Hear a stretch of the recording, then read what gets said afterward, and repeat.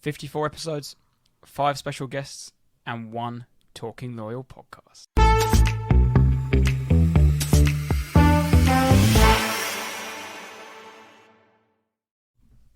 Evening, Tate. Evening, Jack. You alright? Yeah, mate. How are you? All good, mate. All good. It's been a little while since we've been down the actual. Yeah, we were trying to figure it out, weren't we? It was, it's been a good few weeks. A lot's happened. I've only been seeing you through my computer screen. Yeah, it's a weird Zoom relationship. It's like COVID quizzes all over. Yeah. No, we've it was 51, wasn't it? It was like a regular down here recording, and then we've obviously Adam Lafondra. And we've just posted, as we speak, AMAC. AMAC, McLean. Aaron McLean, yeah. We're 10th of July, about 7:30, and just posted Aaron McLean, and hopefully those that listen to this one have listened to Aaron McLean already, because Aaron McLean. Yeah, Aaron. Sorry, Aaron McLean. Yeah, but it's been good, isn't it? It's been quite exciting. Yeah, it's been a busy couple of weeks. It's nice to have things planned, and then obviously when the build-up comes to it, then you like to. We always say between ourselves, it's having a pod in the bank. Yeah, it's almost like we're almost like a day job. This is we're professionals at it, but it's quite funny. We actually did the Monday here, Lafondra on the Tuesday, didn't we? Posted Lafondra, waited a week, then did AMAC, and then we're back again a week later. And obviously, and this actually is going to go out a week's time today, because you'll be parting it up in Ibiza. I'll be on the island from Thursday, so I'll be no good Monday. So you return on Monday? No. Sorry, flight back is Monday. I'll see you the Monday after.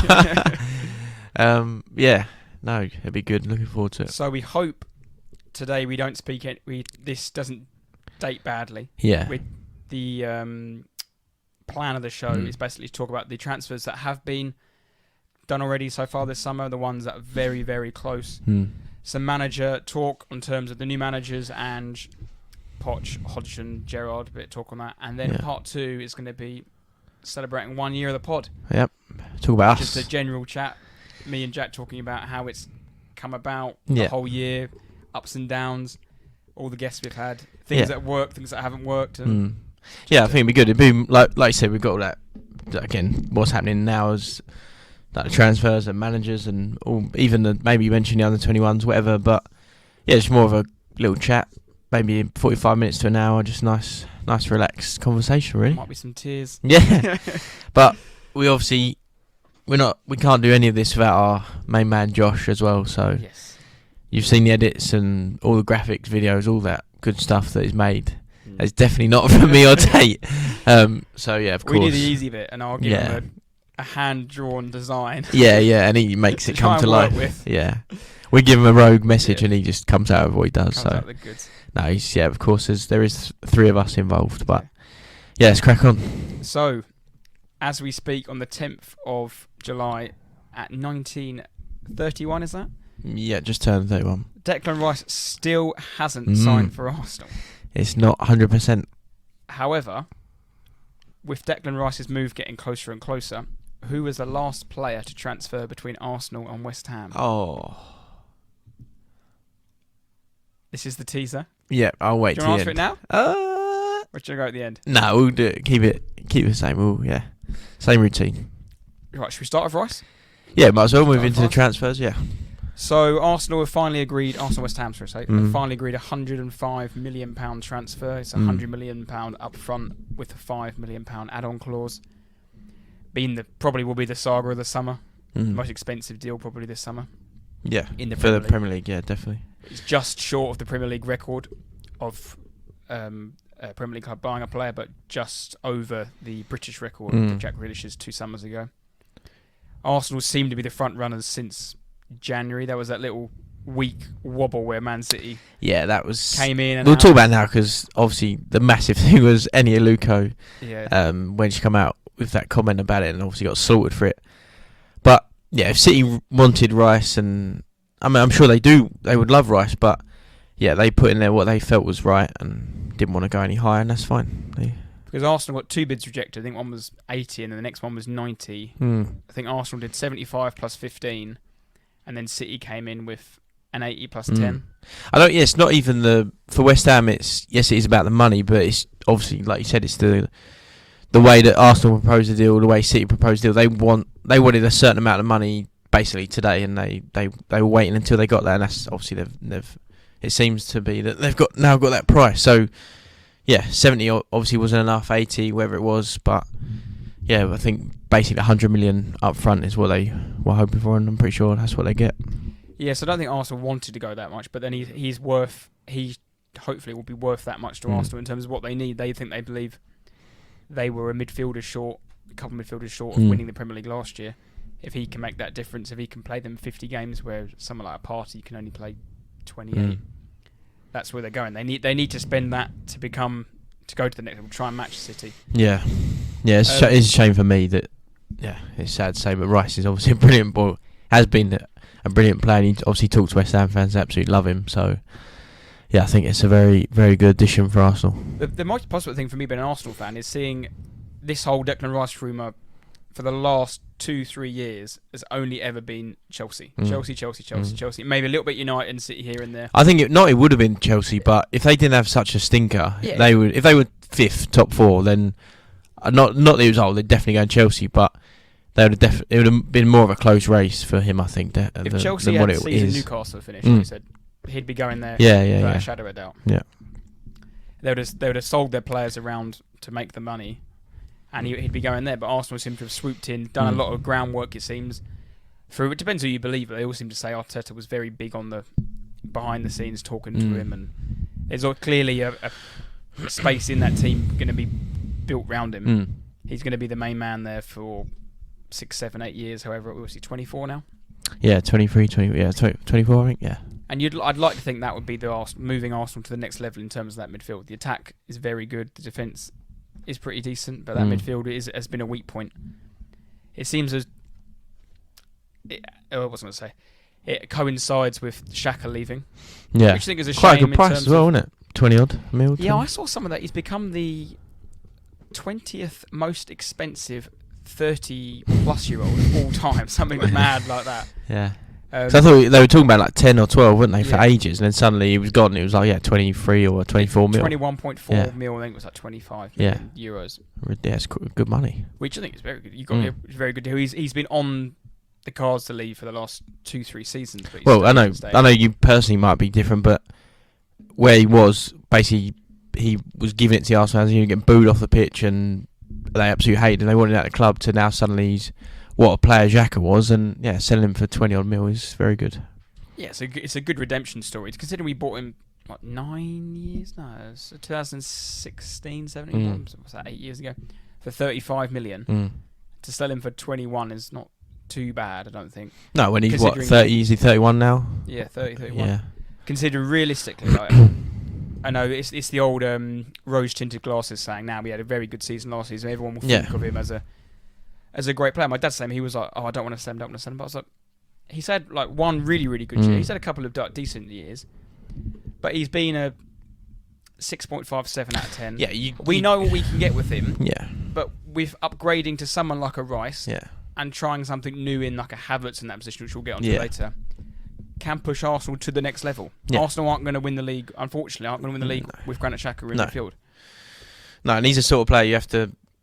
Yeah, like you said, you have to improve. And alright, he was good last year, but like you said, he's been there for 7-8 seasons and has been nowhere near that good. And so you got to think about it all and not just think about the now. And I think good sell on price. And like you said, Rice must be done, and get onto Havertz and the rest of it. But it seems like you're looking in another direction and trying to improve it.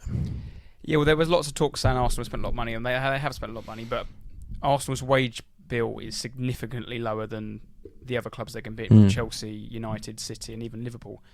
Apparently it's around about 150 to 170 million less a year, which is an awful lot of money. Plus, this is the first time in 7 years that we've got Champions League football. So he can probably spend that extra bit that we haven't been able to in years. But you obviously have a lot of money anyway, and you're obviously a wealthy club, or probably one of the richest in the world, but you're now in the Champions League, so now is a time to try and spend a bit more money. And you spent loads of money recently, and some shockers, like obviously Pepe's first one.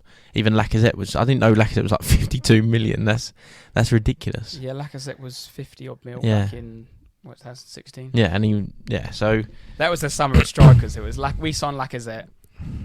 Chelsea signed Morata, and United signed Lukaku. Yeah, all 3 for dross. Yeah, extortionate. Yeah, 3 pretty poor. Extortionate amount of money. What was I going to say? That I can't remember what I was going to say. But yeah, they have spent a lot of money. But then you have to be able to improve. And like I said before on an old podcast, is now Arsenal are quote unquote good. The value of the squad players goes up. So I read earlier that Arsenal are looking to sell Florian Balogun for around 45 to 50 million pound. When have Arsenal ever had a striker you could sell for 50 million pound? Has he even played for you? 3 or 4 times. Yeah. But he scored 26 goals in Ligue 1. Yeah. And people if think bloody he must be good. Arsenal signed Lacazette, who scored 26 goals in Ligue 1 for 50 million pounds. So that's the going price. Yeah. Tierney, 25, 30 million. So if you sold both of them, just say 80 million pound. That's best part of Declan Rice there.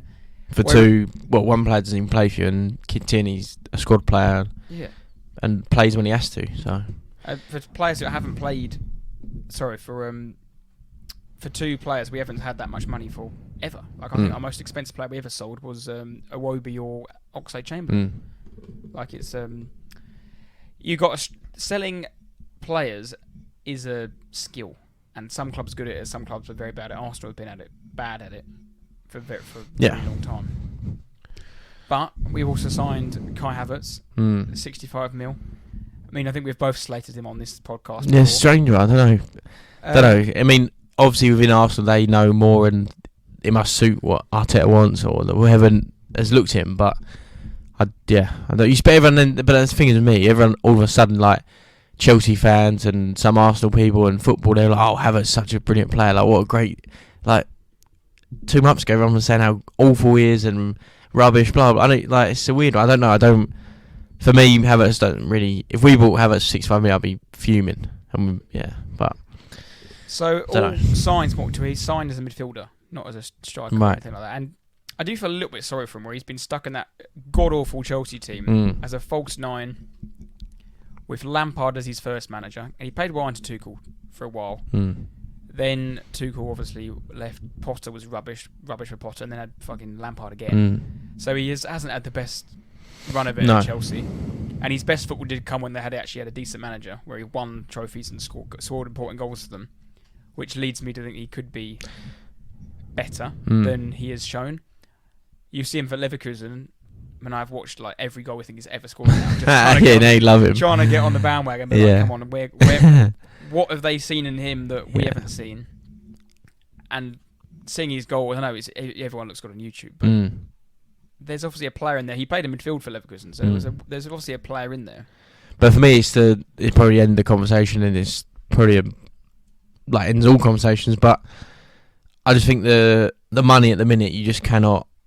It's almost harsh. It sounds really harsh on the player. Like Havertz has just been bought for 65 million, and he might be all right, but everyone be thinking, 65 million, you're going to be that. You must be world class. You must be a brilliant player, but he's probably not. He'll probably play quite well and be should be worth 25, 30 mil, but because he's got a 65 million price tag on him, it's like, oh my god, he's not scoring, he's not setting up, blah blah, he's not doing this and that. So I think the prices affect the players, and like Richarlison, for example, he's not an awful player, but also he's not 60, 65 million, whatever he paid for him. But we almost had to, because that is the way it is. That's just that's the going rate, and that's just football. I mean, it's awful and it's terrible, but in another conversation, the Premier League clubs can afford it, whether we think they can or can't. And you think, oh my god, that's extortionate money. But all these transfers we're talking about, and we'll move on to, but they're all ridiculous money, because the Premier League are the only teams that can afford it. So I think the players they get stuck with a large price, and if they don't perform to that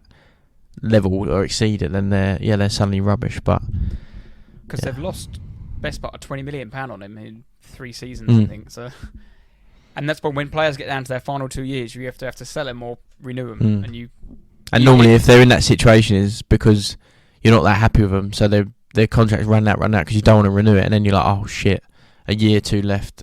What do we do? And exactly what you said. So, and if you don't do it, you then end up like Chelsea have done, and it's a nice little segue there, when you've got 1 year left in your deal, and Mason Mount, for example, he wants, okay, I've got 1 year left in my deal, I'll leave for free, or you give me £350,000 a week. Yeah. Because you've left it that long.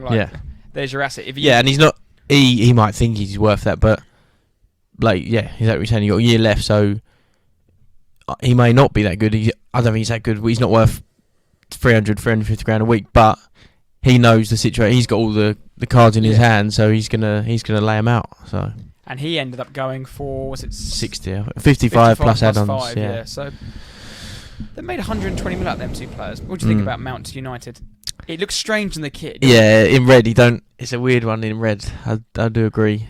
I don't know. I think I've slated Mount before in the past. I'm not his biggest fan, and I just think for me, he's a typical English professional footballer.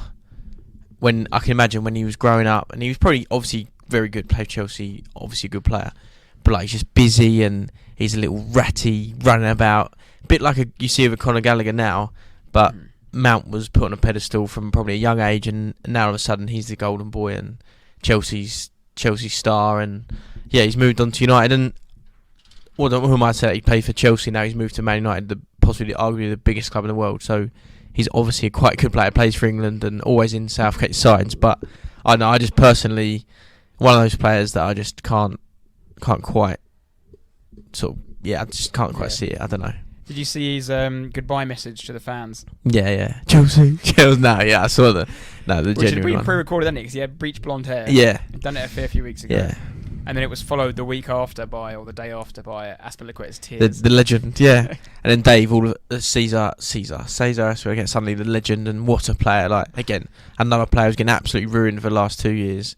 He's also only like 33, I think. 30. He's not. I thought he was like late 30s, and his legs had gone away. Yeah, the way he was playing, it was like he was late 30s and time to play in 3rd division in Spain. But no, he's the legend's gone, isn't he? I don't know who it was. I saw a great tweet, and it was like, in honor of Dave, I've decided to tuck my shirt in at work today. Pull your shorts up to his nipples. I actually think Mount will be a pretty good signing for United. I do think it's a mistake from Chelsea selling 2 players that were on the periphery of their squad to rivals, to direct rivals. Yeah. Especially as Chelsea, a club that need to improve. We've already got Premier League experience, so you'd like to think that gets rid of the bedding in period. Obviously, there'll be a little bit new clubs, new players, but it's not a new league. They know exactly how to play in this league. Yeah. It's a risky strategy because they're not signing anyone from the Premier League at the moment. Obviously, there's rumours about Caicedo, and I think that will be one that drags. But the players they have signed or are still bedding in from last season. Yeah, and like you said, the ones they've signed. Who's this summer? Who's that Jackson guy? Is he a striker? and Nkunku. Nkunku, yeah. Which signed previously, but is he a forward? Isn't he striker or winger? I think he's like a 10 false 9 sort of player. Yeah, interesting one in Nkunku. Quickly, you probably haven't even thought about this, but do you know what his celebration is when he blows that balloon? I think that'll be a yellow card offence. Because the reason I say that is I'm pretty sure there's a rule somewhere. I remember when Aubameyang put that bloody mask on and got booked. And you can't do things like that. And trust me, there will be one of these things where he'll blow this balloon up when he scores, and then the papers will get hold of it, and it'll be like promoting hippie crap. Yeah, blowing balloons, yeah, so doing true. All this, yeah. And he'll be banned from doing it. Yeah. He's done it from the Champions League, but they posted all the. I remember his unveiling was just this balloon thing. He kept blowing this bloody balloon. He gets out his sock and blows it up. Yeah, that's true. I definitely haven't thought about it, and it probably will be a booking. It was a shout out the other day. I was like, he's going to get yellow card for that. Seeing Cuckoo's having a shout and think about you. I wonder what Tate's doing today. No, I think Matt will be okay. They'll have a midfield of. He's better than Eriksen, isn't he? Yeah. Is he? I don't know. Yes. Yeah. Yes. You'd have a midfield of Fernandes, Eriksen, Mount, Casemiro. There's plenty of options there to pick from, isn't there? Yeah, I think Mount's a bit of everything. He's a bit of an all-rounder. He can play on the left, play on the right. Yeah. You wouldn't want him there, but yeah. But I was surprised that, no matter what I think of him, but I was surprised that Chelsea, Poch have got rid of him. I thought he'd be like a perfect Poch player, but obviously not. Yeah, but it goes back to the contract talks, doesn't it? Very true. Very true. He's going to want a lot of money, and they've obviously got this weird thing now where everyone has to have 8-year contracts to limit how that works. That's Todd Bowley's found a loophole, didn't he? What a clever idea that man is. What a knob. But that's there's. But then, that's the reason he's left. It's a contractual issue why he's left. They haven't given him the money he wanted. He hasn't signed the contract, and they've had to part ways that way. I think, I don't know, but I can imagine Poch probably would have liked him. Chelsea weren't willing, like you said, weren't willing to pay his contract, so they take the money, don't they? So otherwise, it's £60 million they lose next year. He goes on a free. He goes, okay, I'll play 1 year. Yeah. And then the longer that situation goes on, do you remember Rudiger? Was it Rudiger last year or the year before? When they mucked up his contract and he was quoting like, I don't know, 400k a week, which Real Madrid are happy to pay because they had to pay for him. So 400k times 52 times 5 works out probably like 100 mil. I don't know how much that works out. Then you don't mind playing him. That's how transfers work. Moving on to another English midfielder in your club, James Maddison. Yes. They signed him a 5-year deal for £40 million from Leicester, beating off the interest from Newcastle.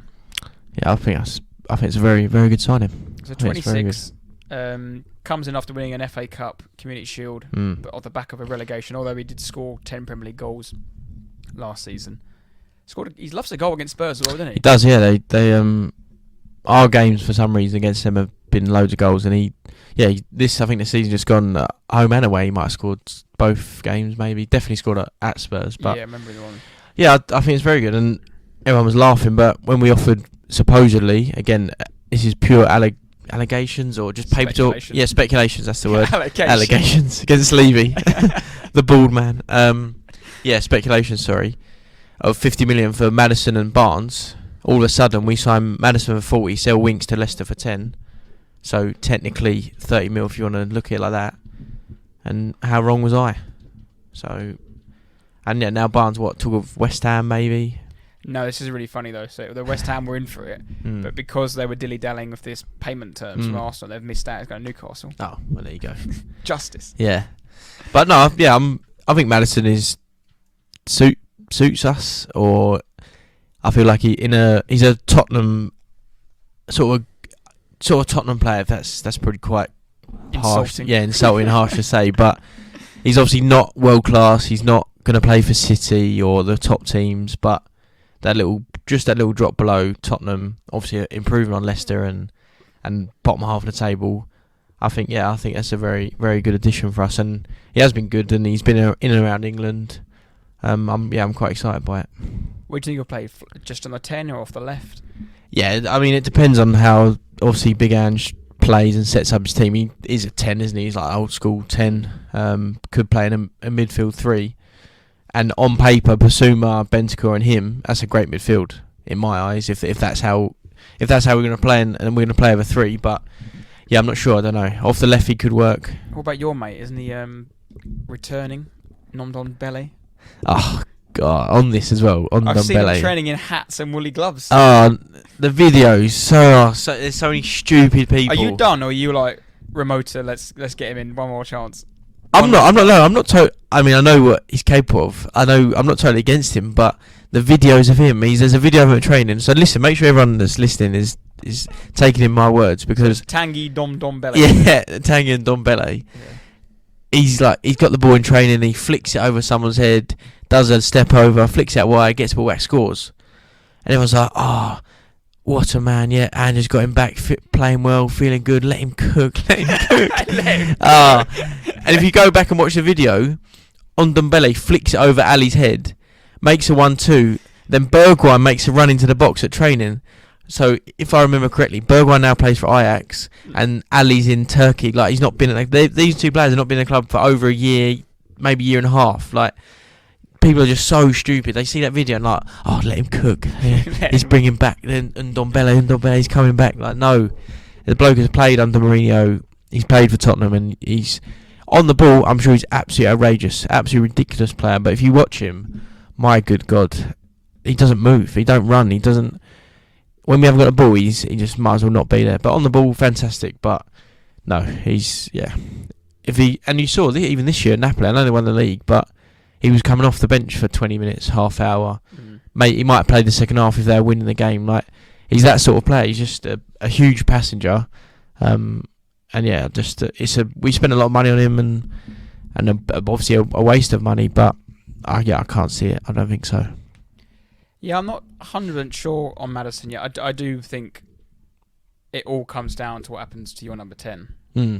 And I won't speculate that on much because we don't know how much truth's in all of it. But I do think Spurs' summer will be defined on that moment. Whether he leaves, signs a new contract, or stays and doesn't sign one, then. But it's the same conversation every single year. That's why I won't dwell on it too long. But it's just like, and it'll change in a week. So. Yeah, but also on that, before we move on or change, so Declan Rice got a year left. Centre midfielder, 24 years old, goes to Arsenal, 100 mil plus 5. Kane, probably the best striker in the Premier League ever, possibly going to be, if not is already. Year left in his contract. Bayern Munich want him for 60 million, 70 million plus add-ons, and we're Tottenham are being told by everyone, the media, and oh my God, sell him now. But Declan Rice, nowhere near Kane's level, nowhere near, absolutely nowhere near. Being sold for 100 million. Enzo Fernandez being bought for 100 million. And you're asking Kane to be sold for 60, 70 mil when Mount's gone to United for 60, Havertz gone to Arsenal for 65, Tonali's gone to Newcastle for 60. It's just ridiculous. But it's that story, and it's just the same thing with Spurs every single year. Yeah, I think Bayern are going to try and lowball it and unsettle him. Yeah, chance it, definitely. And again, like you said, the money's in the Premier League, so they can only offer X amount, but that might be a podcast for another day if that happens. I am surprised that Newcastle didn't push further, but like you just mentioned there, Sandro Tonali seemed to be their number one focus. Yeah, but then it also shows again that London, Tottenham is for a lot of players is still the desirable option, not to go and play for Newcastle. Similar with Declan Rice, I know Man City were involved, but I'm sure Newcastle weren't going, oh no, we don't want Declan Rice. They might have been in and around it, but again, he stayed within London, and it just shows you that they can have all the money in the world, but players still want to play in London, Tottenham, Arsenal, Chelsea. They're like the biggest clubs. So, I think it's very good. I think Maddison, I don't think he's a world class player, but I think it'd be different for us. And I think you've got a good price there for him. I think I think it's very good. A year left in his contract, I think. So I think that's no. He's not going to be on outrageous wages either, is he? Yeah, 100k a week, something like that. Newcastle signing Tonali. Italians don't always fare too well in this league. They really don't. And he's young as well. I don't know if you've seen the clips of him going around social media where he doesn't look too impressed by the Northeast. Yeah, he doesn't look too how he landed, and he probably just might be a miserable looking bloke, but his girlfriend or wife is like over the moon. But it's all coming out in it. But 60 million is quite a lot. He's 20. Is he 21? Did he just play in the under 21 tournament? Didn't he? Yeah, I think so. Yeah. I mean, I don't know. I've only watched him twice this season. Yeah, I watched him twice when he played us. Yeah. Well, 4 times then. When they played against Inter, they played on them 2 legs. But then even when he played us, I just didn't like. No. We had Sarr playing against him, and I thought Sarr was really good. So I don't know. Tonali's. I'm sure he's a good player, but who knows? It's a big old. I think it's a big punt. Yeah, I do think it is because it's Premier League players out there in midfield. That what did you say they spent on him? 60 or mid, like. Well, how much were they quoting for? What's his name? Brighton player. Casado, yeah. About 80, 90 million like this. I know it's a lot more, but looks like he's a proven, really hit the ground ready to go. I don't know much about him. I don't know if he's got much pace in there, but he's definitely going to be improving what they've got, I think. Yeah, I think he's a proper deep line centre midfield, not a defensive and tackles and that, but he's a bit of a ball player and likes to sit deeper. So their midfield, what if he plays in there with Bruno Guimaraes, maybe gives him a bit more license to roam, and then they've obviously got Joe Linton, he can play out the left, play in midfield. Willock, but he's probably must be an improvement on the team, and you think of he's got is it Longstaff? Is it Longstaff? And he's European exactly, and played in the Champions League. What, maybe only for a year, maybe 2 years, but. He comes with a little bit of pedigree, winning in the Serie A last year or the 2 seasons ago. Champions League experience. A few other transfers just to touch on. Yuri Tielemans to Leicester, from Leicester to Villa on a free. That's a brilliant signing. Very Unai Emery signing. Yeah, but it fits perfectly, doesn't it? I know Villa have been poor, Tielemans and Louise together. In that, sort of top 8 European side, Tielemans on a free, I think get him fit and get him going. That's a quality signing. Justin Kluivert from Roma to Bournemouth. A strange one here. Nathan Collins from Wolves to Brentford. Wolves, obviously, they've lost Neves to Saudi. And now Moutinho's gone or went recently, didn't he, as well? I think he moved on. Yeah, he's obviously a bit older, but it's just another big player. Like we just touched on, Chelsea signed Nicholas Jackson for £30 million and Christopher Nkunku. Liverpool strengthened their midfield with Alexis McAllister and Dominic Szoboszlai. He's an interesting one, Szoboszlai. Arsenal were rumoured for him around the time we were looking at Odegaard on loan. So last year of COVID, I think, something like that. He then went to Leipzig. So he was at Salzburg and then went to Leipzig. Played there for a year and a half and now got his big move. Great shot on him. Looks a pretty tidy player. So he's been, sorry, you just said it, but he's gone through like the Red Bull sides, hasn't he? I know nothing about the Red Bull sides, but they are operating in a different way, aren't they? They're like although there's a few sides, they're all one big thing and they all work within each other. So he's slowly progressed and got the move to Liverpool. Same move that Naby Keita did and got his number as well, I think, number 8. And Kovacic has gone to City as well, hasn't he? From Chelsea. Yes, Kovacic has gone to City. Was that 30 mil? Yeah, left in his contract as well. I think he's 30. I think just a very good signing. Is he the most perfect replacement that you could handpick for Gundogan? Probably. For like a reasonable price? Yeah. Literally player for player. Prime time in like his career. Yeah. Good international footballer. The same height. Yeah. Similar, sort of stocky, I did think that. And experience. Yeah, and he'll go and play under Pep and he'll just be a joke. He'll just be unbelievable. What he could do as well, I don't know what length contract he signed, but I'm pretty sure he's level with Ronaldo, I think, on terms of Champions Leagues won. Might be one off. He's won it 4 times with Madrid, maybe once at Chelsea. 5, I think it's something like that. It might even be 3 with Real Madrid, 1 with Chelsea. So he could become one of the all-time. Well, he already is one of them. He could become the all-time winning Champions League player. Yeah, pretty mad. All time. Did you have any other transfers off the top of your head there? I'm just trying to only with Spurs got the goalie, that Italian fella. Is he number 1? I hope so. I really hope so. We can't, like I keep saying, we can't have start the first game 4-star Dyer. Vicario, isn't it? Some Italian. I mean, he's probably awful because Gigi Buffon's come out and said he's one of the best things he's ever seen, and there's loads of reports coming out, but it obviously means he's just going to throw one in the back of the net. Brentford away, first game of the season, and David Ray's going to play for them and be unbelievable. The man that we should have got, or apparently should have got. So you can just see it already. That's a good little segue into our manager talk there. We might as well start with your man then, Ange. Big Ange. Postecoglou. Yeah. So he's obviously signed, not that it does count, but he's signed Kulusevski as well. Re-signed him permanently now. What are your thoughts? Everyone who I spoke to about this, or you see on the press, is all positive. He seems a good chap.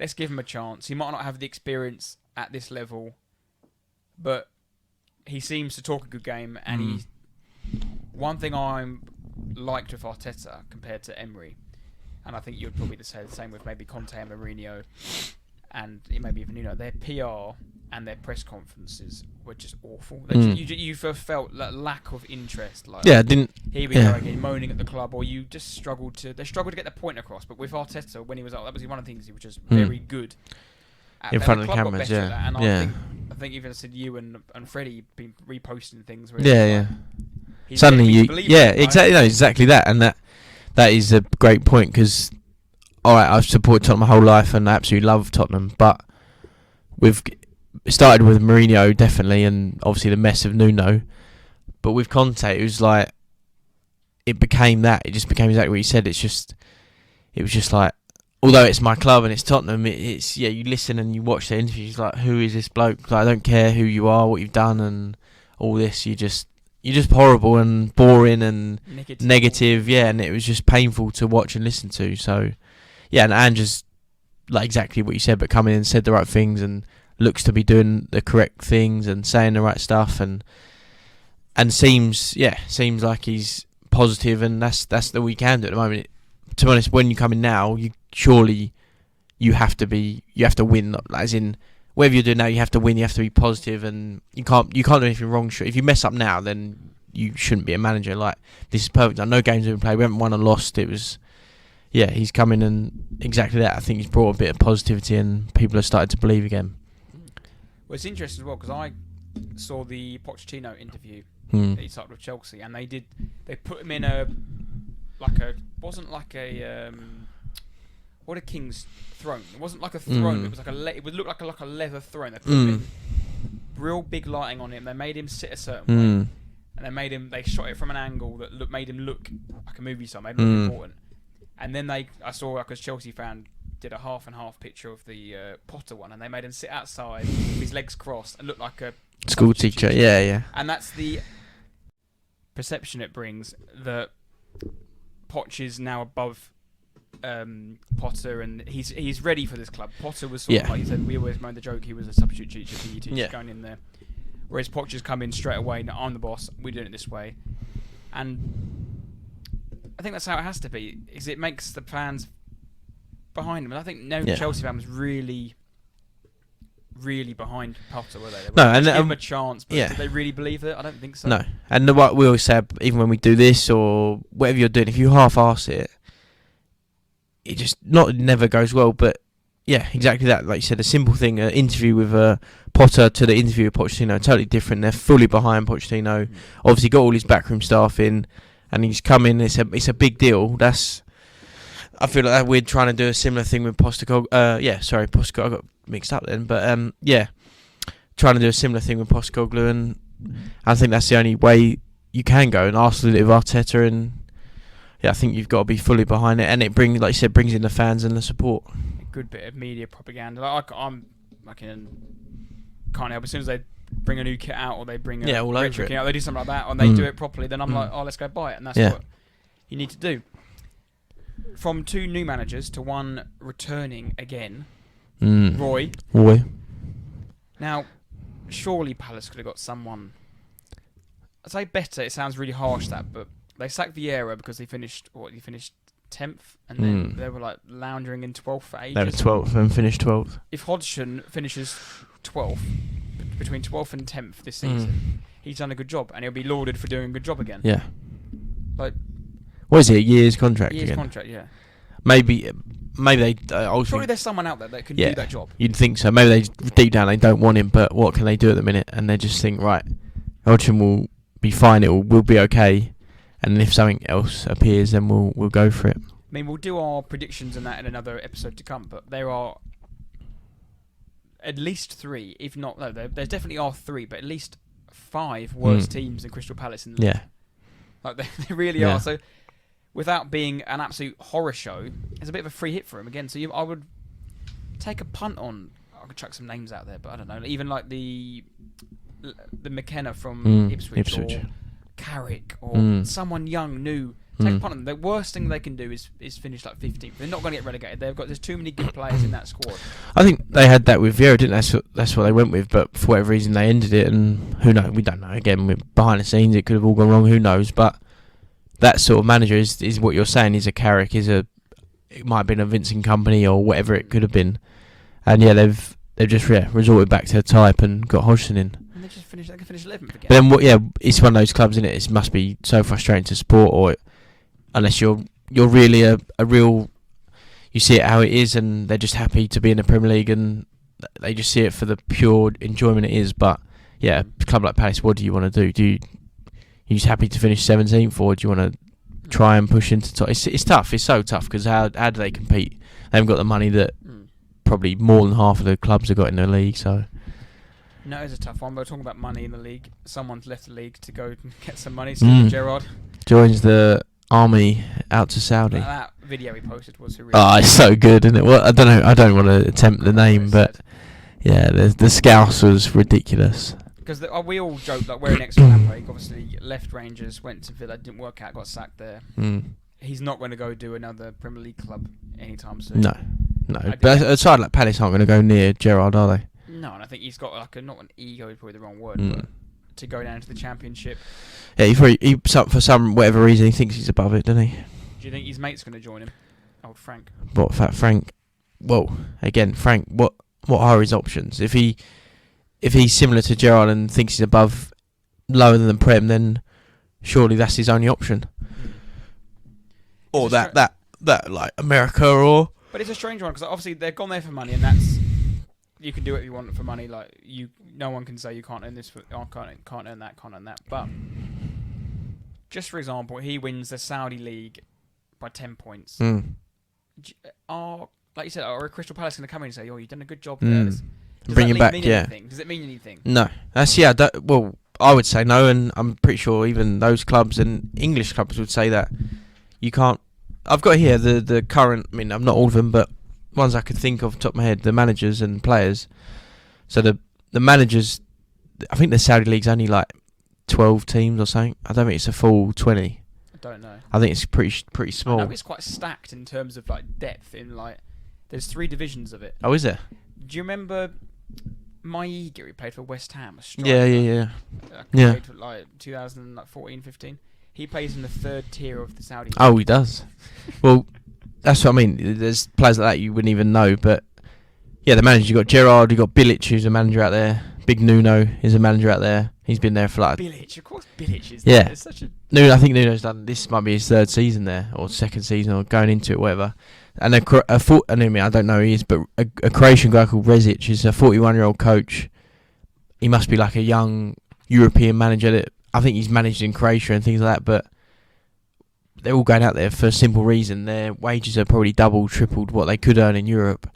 And they've joined all the players that, like I said, Kante's gone out there, Ruben Neves from Wolves, Jota from 24-year-old Jota from Celtic, Firmino's just gone there on a free, Brozovic from Inter Milan, 30-year-old Croatian that was supposedly linked with Tottenham in the Premier League for a couple of seasons, Mendy from Chelsea, Benzema, obviously another big name.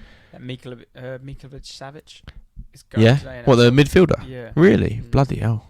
Saw that one today. And it goes on. And then there's been links of Silva and God knows. And I just think Saudi at the minute is the new trend, isn't it? It's the next. It's the new China, isn't it? Yeah, exactly. China is the new China.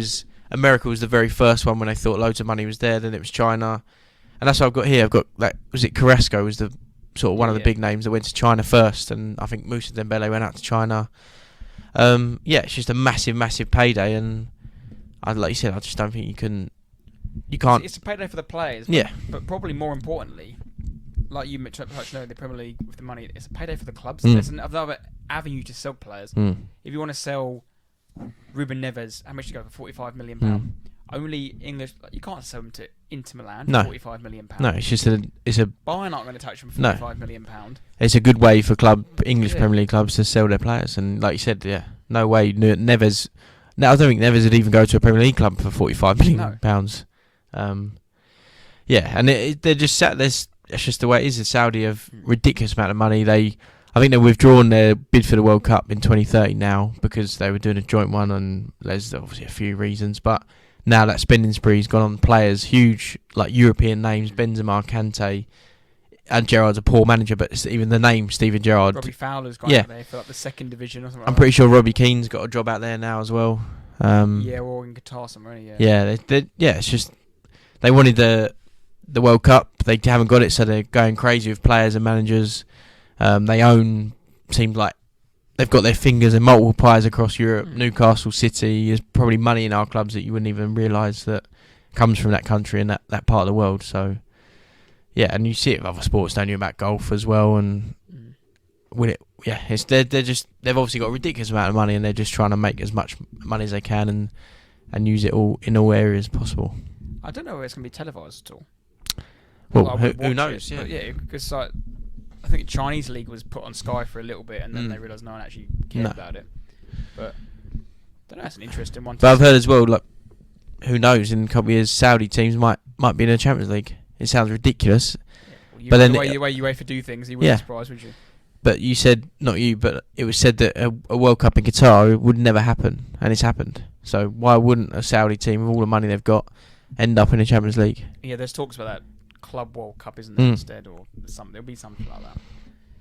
But should we leave it there for part 1? Yeah. And we'll come back with part 2 of Year of the Pod. Yeah.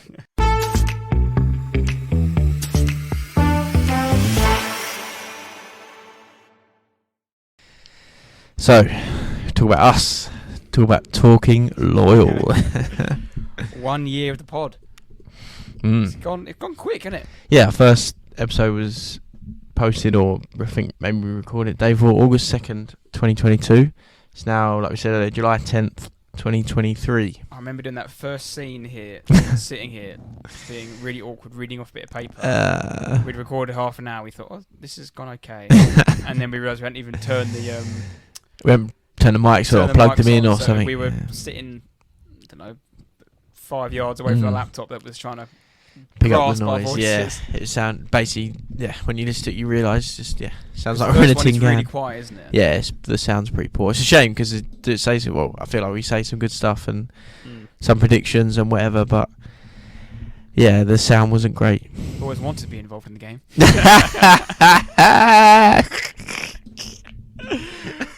Oh, there are some shockers in there. But it's like, how do you start it? Like, what do you do? Like, you don't just start talking about football. You have to try and do some sort of. You have to do some sort of introduction, don't you? Yeah, you do. Maybe not that. I don't know what it was. I could picture it. I said, like, I'm a biggest Arteta mark, and it served well. Yeah. I don't think there's many bigger Arteta fans. No, you're probably right, but yeah, when like you said, when it's off a bit of paper, it just sounds terrible. Yes, no, I always feel that when we do the specials and I have to read the first bit. I don't know if your listeners can yeah, see the first part is very awkward. That first sentence. Hello and welcome to another special episode of Talking Loyal. But it's not good. We're sweating enough as it is.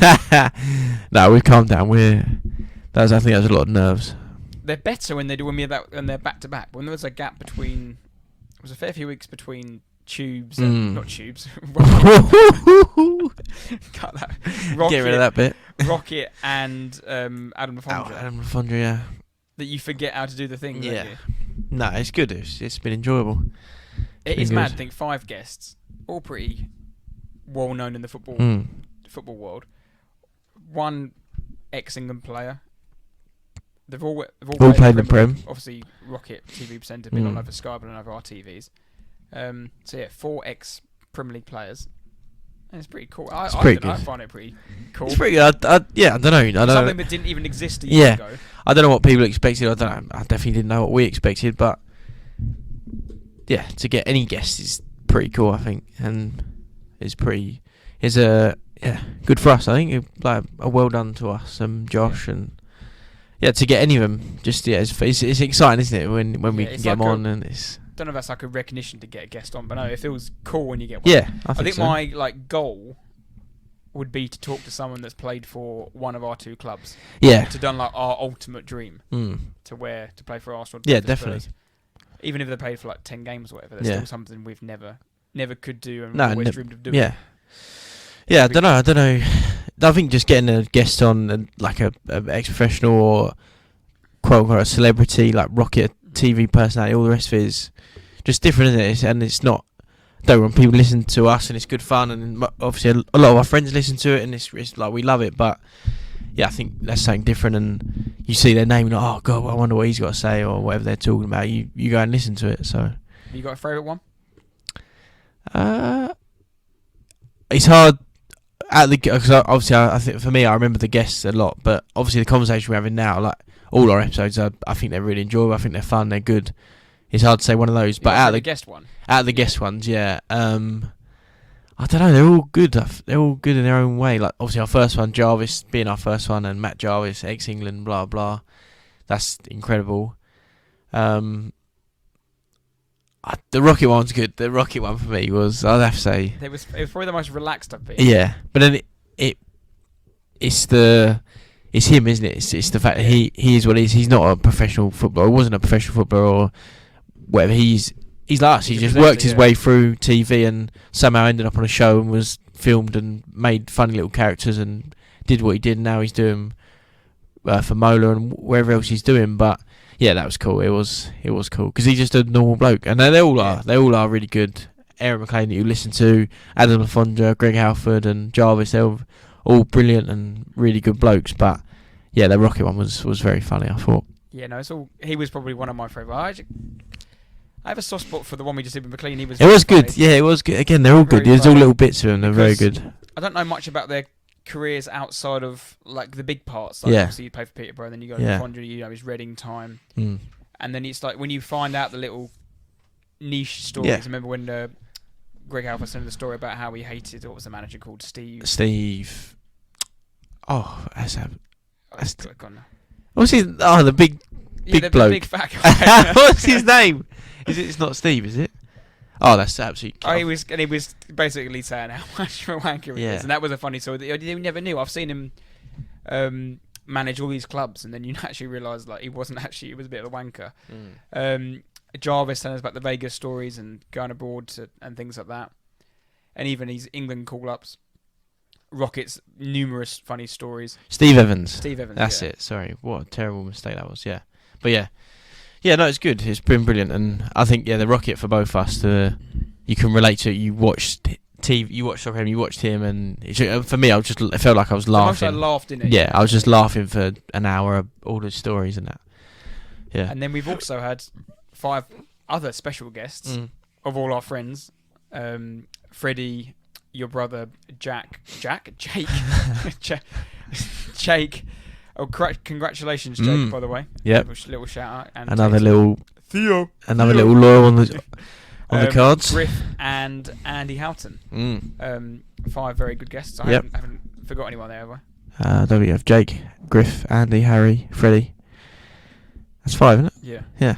And again, those they're just not as enjoyable. Yeah, they're not famous, and they're just our mates and family and stuff. But yes, just brilliant. It's funny. It's very, very fun. That's the quote unquote pub talk that you do with your mates, and you just put Mike there. Yeah, and talking about the Fred one with the Manager's 11. Just nonsense. Funny. Yeah, it's just utter rubbish, but it's so funny. That is probably well worth doing again. Changes all the time. 13 got sacked. Changes every week, but Poch gets in now. Oh, definitely. We can have Roy back again. Yep. Ange, does he play? Ange, centre half, surely. Well, I think he played a bit when he was younger, so... Well, he played, I think he semi-pro. I know it's a lie. I think he actually made a few... I think he played for Australia. Caps for Australia, yeah. And even the socials, obviously, you've touched on it before, but obviously we can't do any of this without Josh's input, of course, his skills on the computer. Yeah, it's ridiculous. Make it an eye-catching... Well, for me, make it an eye-catching thing to look at. Yeah, the graphics. He makes it. Yeah, he makes it 10 times better. If we didn't have Josh and our social media was just me and you, it'd be. Yeah. We'd have a good go. We'd put our effort into it, but it wouldn't be anywhere near as good as what he looks like. Your GCSE. Yeah, it'd just be a photo of Adam Lafondra and a photo of Rocket, and it just wouldn't be all this cool little stuff that Josh does. And the videos for each special guest and the music. Cuts. I always love when the music goes. Bit, and he always cuts in a nice little video. Even like the one with today with Amac, and he's got the ball, and where's he got that footage from? How's he got that? And the way the voiceover and stuff, he's brilliant. Because that was on the chat, wasn't it? When you firstly posted it just for the music, and I said that would look so good with the music. 10 minutes later, it was like, oh, no worries, done. Bosh, have that. And then found it. But over 400 Instagram followers on there. And what I love is when we do the polls and every Saturday during the season, do the prediction things, and everyone gets involved and they answer the questions in. You get things like that. It's all good fun. Yeah.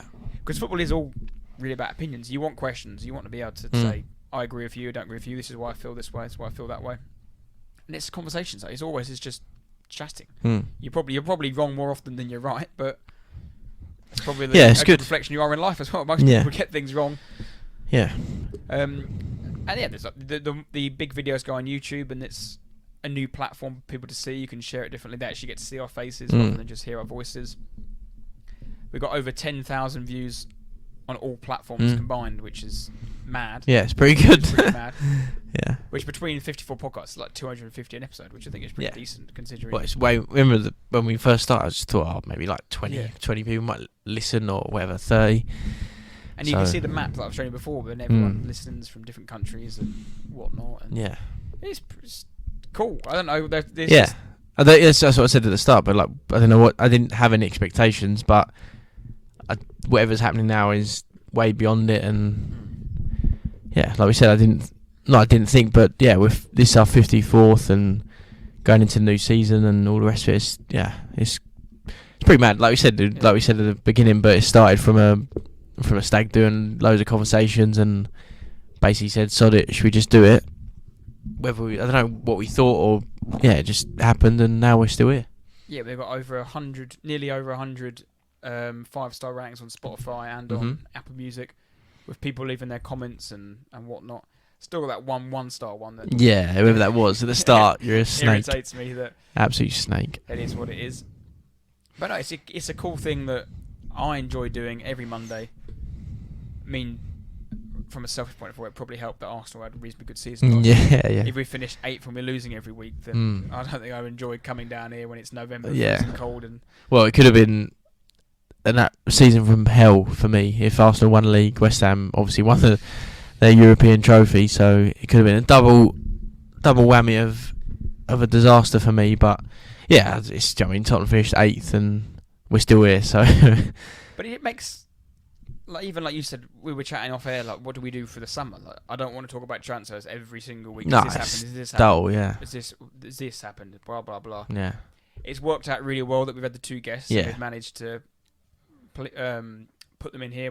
We had a week's break, and we've obviously recorded this a week later, so this will go out. And then the next one will be the 24th, and then we're basically the season's back. The next week's a Charity Shield, and then the season starts again, and then we go again. Yes, and it's worked out well. Go straight into the Euros. Yeah, yeah. And then the summer is the Euros, then we're back again. Yeah. And then we're off, and then we're off to the World Cup. Yeah. Surprised we didn't get a shout for Australia. The Women's World Cup was about to start. Would have been nice. Could go out there. Poor old the Arsenal players are injured. They've all got ACLs, haven't they? Yeah, well, Williams. It's a common injury between girls and women. Knee injuries. I might have an ACL or something in my knee. Yeah, well, yeah. I haven't been able to walk. I've just been able to walk basically for the last 3 months since the marathon. Yeah, the doctor reckons seemed like a good idea at the time, didn't it? It's a that looks rough. Yeah. Oh, swollen. Literally above Tate's right knee is just swollen. Begins with an M. What's it called? Meniscus. They reckon I've torn my meniscus. Yeah. You need an op probably. I need an MRI scan to confirm that. But yeah, you're probably gonna have to get an op. I haven't been able to play football. No. But it's been an exciting year of, like you said, from started at a stag do, to this. I mean, it's not. There's bigger and better podcasts around, but it's something that we like doing. It's nice hearing our friends listen to it. And I remember actually a really funny thing. It was a few weeks ago, and Griff was down at the regatta, and he goes, "I heard something on a podcast." I said this, and he started laughing. He was like, "No, it was what you two said." He was like, I like that comment that you said. It made sense. But little things like that, I don't know. I share it around people at work and share it with friends, and it's and I see people I don't always see when you go out and stuff, and they're like, "Oh, listen to or has a podcast going and stuff." So yeah, it's fun. It's funny, and yeah, we just carry on, don't we? Keep on going. You got a dream guest? Not realistic. Okay, I guess semi-realistic.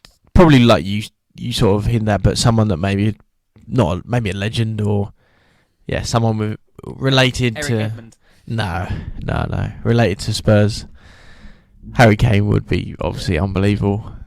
Well, but I don't know though, because that sort of person, obviously it'd be absolute pleasure and once in a lifetime to speak to them, but do you know what I mean, how much are they going to say there?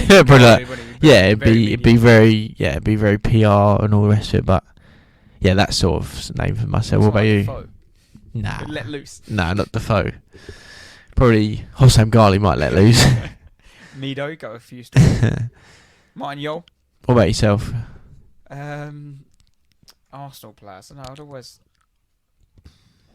Big Sol. Oh, no, never. No, we'll never do that one. I don't know. It's hard, isn't it? Cause it's hard, like realistically. I don't know. Yeah. An off player I'd always love Stephen Fletcher. yeah, Stephen, if you're listening, mate. I'd love to say where he went on Stephen Fletcher. I'd love to know where he went on that night in Portugal.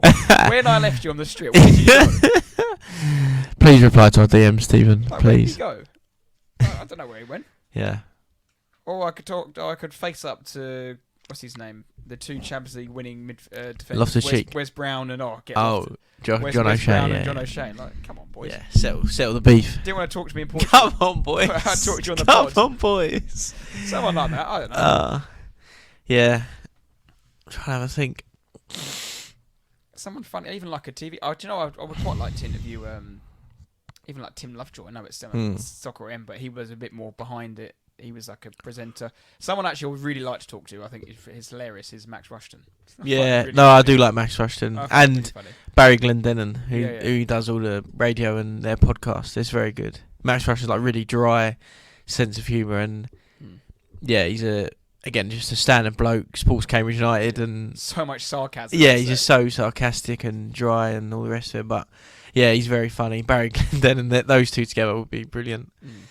Yeah, that is true. Not expressions? Nah. Ooze expression. Thai. You know what Thai? Could get expressions and fam. Troops. Or I'd love to have a debate with Rory Jennings. Yeah. About Haaland. Yeah, just about football, about Chelsea and all these outrageous comments. Get him on. Yeah. But yeah, no, it's been a really good year, and I can't say thank you enough for. Even like every time you share the stories and things like that, and even our good friend Andy out in wherever you are, Thailand, Cambodia, who's always on a bus. Yeah, he's always on a boat. We're sharing it somewhere. Yeah, no, it's good. It's I don't know. Again, I don't know what to expect, but yeah, to even get messages and likes and shares and all the rest of it is brilliant to see, and yeah, I'm just glad it seems to be going well and people are enjoying it, I suppose. Right, let's end on the teaser. How many of these do you reckon out of the year you've got right? First, 100% right. Is there? Well, what do you mean? How many have I got right? Oh, the teasers in general. I think you do pretty well, to be fair. Probably, I'd say like 70. 60. I reckon 60 at least. People will probably laugh, but I think probably more than that. I reckon done quite well. So with Declan Rice's move to Arsenal getting ever closer, who was the last player to transfer between Arsenal and West Ham? A direct transfer from Arsenal to West Ham. Vice versa. Or West Ham to Arsenal. Yeah. Arsenal. To the two clubs. Is it Wilshere? No, that's not. Yeah. It was that summer though. Because he's obviously played well, but he didn't go directly to, did he? He did, yeah. He did? Arsenal released him and then he went days later. Oh, so, okay. But it was that summer. Oh, God. I mean, I don't think you probably even remember this bloke's name, to be honest. I thought it was Wilshere. I'm blank. Don't know. Striker or? Yeah. Striker. So go on, what was you going to say unless you're going to give it away? Wilshere transferred he left Arsenal on the 30th of June when his contract expired and then joined West Ham on the 9th of July. This player joined for £4 million from Arsenal to West Ham on the 9th of August. Oh, the striker, the Spanish bloke. Yep. Oh, what's his name? Left-footed. Yep. Lucas Perez. Yeah. Yes. Well done. Yeah. You're obviously I don't know what Joe. Not for I didn't remember him going for £4 million, but striker and all the rest of it jogged my memory. Very good, but no. Did he play much? He didn't play much West Ham, really, did he? No. He played a year at us, then got loaned out back to Deportivo, and then went to West Ham for like $4 million, and I think went back to Deportivo. I wouldn't mind seeing Rice going a similar route. Did you know? And please correct me if I'm wrong, anyone listening. I don't think, and I've looked and looked and looked for this, Arsenal have ever bought a player from West Ham. Ever. I can't see one. Gone from West Ham to Arsenal. Not off top Arsenal have head. sold loads to West Ham. Or they've taken a free transfer. Ones like Ian Wright, John Hodgson's gone there, Freddie Ljungberg, Marouane Chamakh, Almunia, all players off the top of my head that have gone there. No. Arsenal have never got a West Ham player. But also on that, the rivalry between West Ham and Arsenal clearly doesn't exist. Because if Spurs went to Rice, they would not sell him to us for 100 million. No, Arsenal don't really have a rivalry with West Ham. No, but it's just not a thing. It's not a thing. But it's like the London thing, Arsenal don't have a rivalry with Millwall or Charlton or Watford or Fulham. No. It's Chelsea and Spurs. Common denominator, Spurs. Yeah. West Ham to Arsenal, no. When we got Scott Parker. You've got quite a few. Zamora. Defoe's played both ways. Zamora as well. I'm not sure. Quite a few, but yeah, it's good. Yeah, no. No, I'm very impressed you got that. Yes, good little guess. That's a nice way to end the podcast, and I hope you enjoy Ibiza. Yeah, thanks. You'll be supporting the Laws out there. Yeah. And yeah, again, thank you for listening. I hope this podcast hasn't aged too badly. Yeah, I hope it. Yeah. In the week that's been. I don't think we said mainly about the transfers, wasn't it? Really, that we said that. But what's been done, there's nothing outrageous. We said, and within a week, maybe some more transfers happen. Rice might be confirmed. Timber maybe as well. Mm. But yeah, again, thank you for listening, and we'll catch you next week. And stay loyal. Stay loyal.